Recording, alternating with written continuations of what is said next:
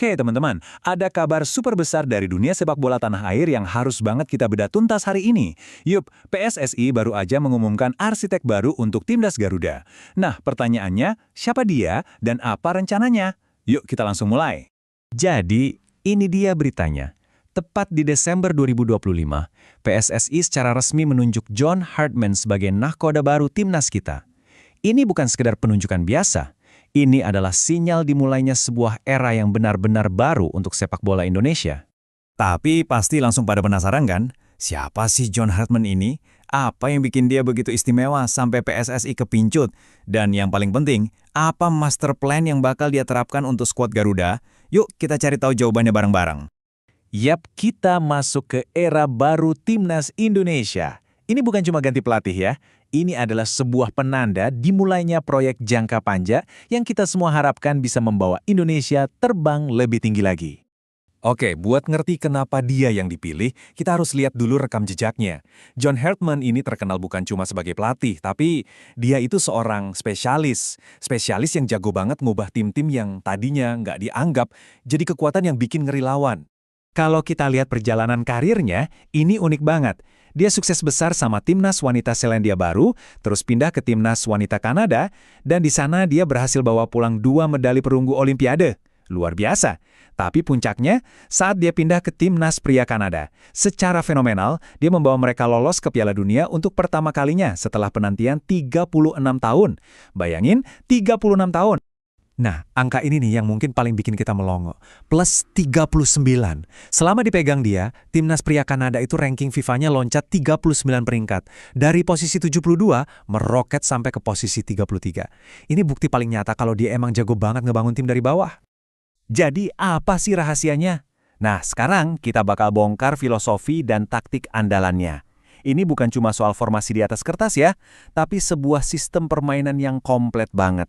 Inti dari permainan ala Hartman itu satu, transisi cepat. Maksudnya gini, begitu timnya berhasil rebut bola, tujuannya cuma satu, serang secepat kilat. Bola itu harus udah ada di area bahaya lawan dalam waktu kurang dari 10 detik.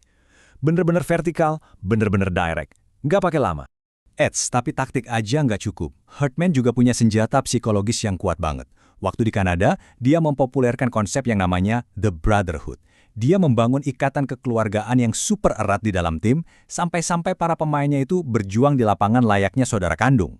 Lantas, gimana semua filosofi tadi bakal diterapkan di skuad Garuda? Oke, kita coba lihat gimana formasi favoritnya. 3-4-1-2 bisa klop dengan komposisi pemain yang kita punya sekarang. Di belakang, dia butuh 3 bek yang nggak cuma jago bertahan, tapi juga pede bawa bola. Bayangin, Jay Itzes sebagai libero yang jadi jenderal, Justin Hübner sebagai bek kiri yang agresif neken lawan, dan Rizky Ridho sebagai pencegat serangan di kanan. Kuncinya, ketiganya harus nyaman banget sama bola di kaki mereka. Lini tengah ini ibarat jantung permainannya. Ada Tom Hai yang ngatur tempo dari dalam, sementara Ivar Jenner bakal jadi mesin yang menjelajah seluruh lapangan. Tapi, posisi paling krusial ada di wingback. Kelvin Verdonk dan Sandy Walsh bakal dituntut buat lari naik turun tanpa henti sepanjang pertandingan. Mereka jadi sayap pas nyerang dan jadi back tambahan pas bertahan. Lanjut ke depan, Marcelino Ferdinand bakal dikasih peran bebas sebagai nomor 10, tugasnya nyari ruang di antara lini.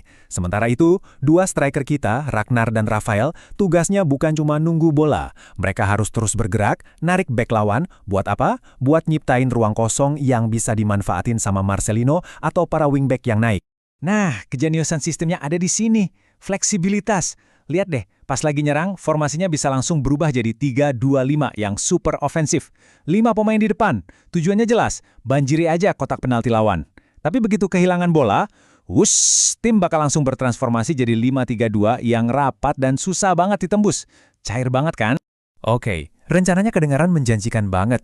Taktiknya jelas, pemainnya kita punya. Tapi, apa sih tantangan terbesar yang harus dihadapi Hartman dan Timnas buat bisa benar-benar sukses? Target jangka pendeknya sih udah jelas ya.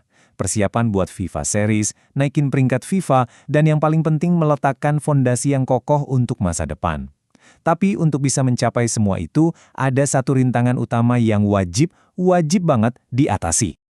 Tantangan terbesar untuk menjalankan sistem dengan intensitas setinggi ini bisa kita rangkum dalam satu kata saja, stamina. Ya, gaya permainannya Hartman itu emang nuntut fisik yang luar biasa prima. Dan ini membawa kita ke pertanyaan penutup yang paling penting. Pertanyaan buat kita semua. Apakah para pemain Garuda saat ini fisiknya udah cukup kuat buat ngejalanin taktik lari terus ala John Hartman ini selama 90 menit penuh tanpa henti? Karena jawaban dari pertanyaan inilah yang nantinya akan menentukan nasib era baru timnas di tangan dia. Sebuah pertanyaan yang menarik untuk kita renungkan bersama.